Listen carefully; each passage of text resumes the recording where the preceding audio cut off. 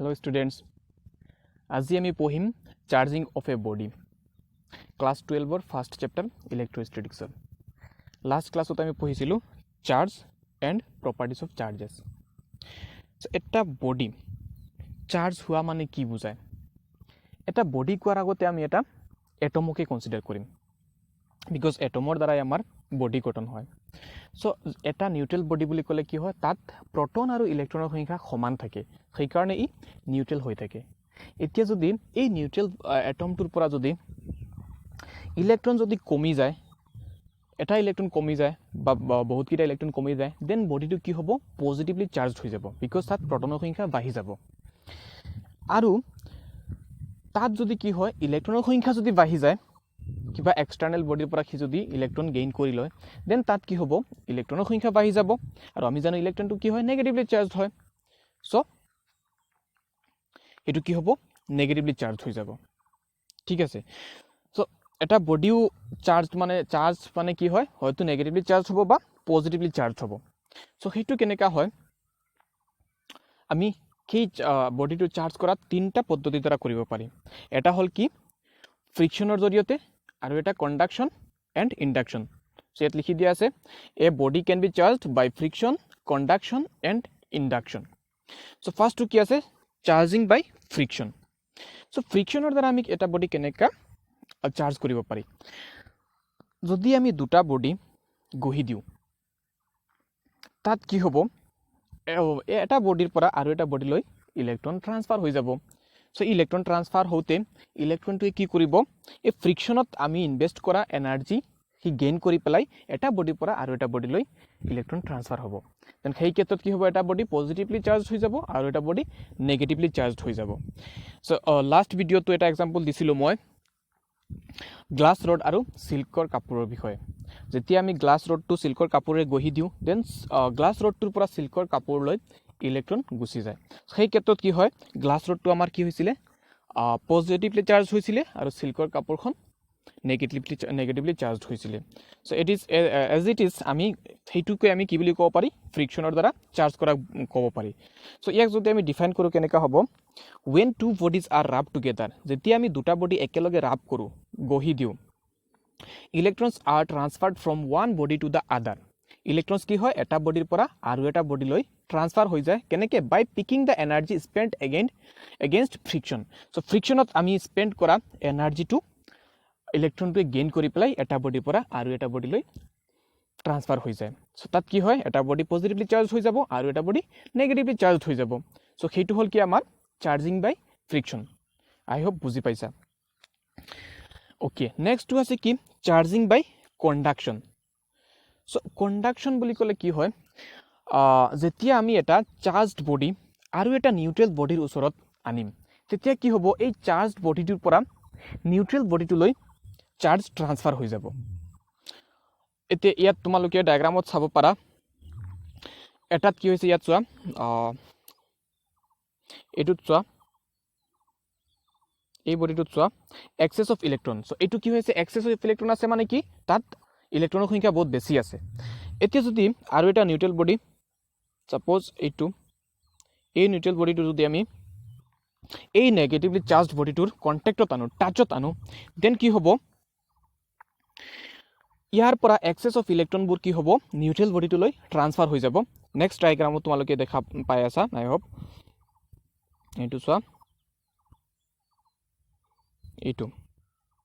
এইটো চোৱা নেগেটিভ এটোটো আমাৰ এক্সেস থাকা ইলেক্ট্ৰনটো বডিটো আছিল এক্সেস ইলেক্ট্ৰন থাকা বডিটো আছিল আৰু এইটো আমাৰ কি আছিল নিউট্ৰেল বডি আছিল সো তাত ইয়াৰ পৰা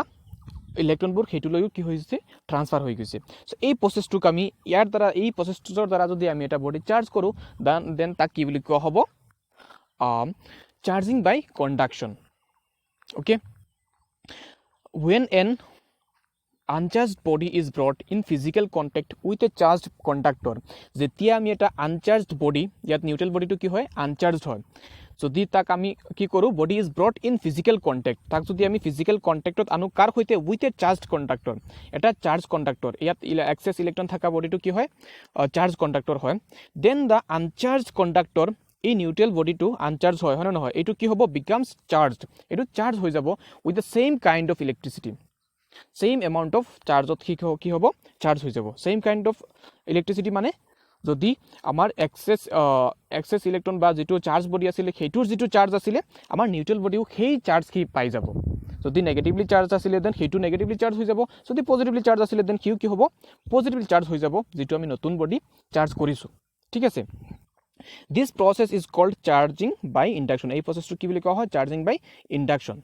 the charged body acquires the same charge as that of the charging body. So' ইয়াত কি হয় এই চাৰ্জ হোৱা বডিটোৱে ছেইম চাৰ্জ গেইন কৰে as that of the charging body. আগৰ বডিটোত যিটো চাৰ্জ আছিলে সেই বডিটোৱে এই বডিটোও কি হ'ব ছেইম চাৰ্জ গেইন কৰিব। আচ্ছা, এই ক্ষেত্ৰত আৰু এটা কথা, এতিয়া চোৱা এই এক্সেছ ইলেক্ট্ৰন থকা বডিটোত কি হৈছে যিটো চাৰ্জ আছে সেইটোতো পাব ঠিকেই আছে। চ' এতিয়া কোনটো বডিয়ে কিমানখিনি চাৰ্জ গেইন কৰিব, যদি আমি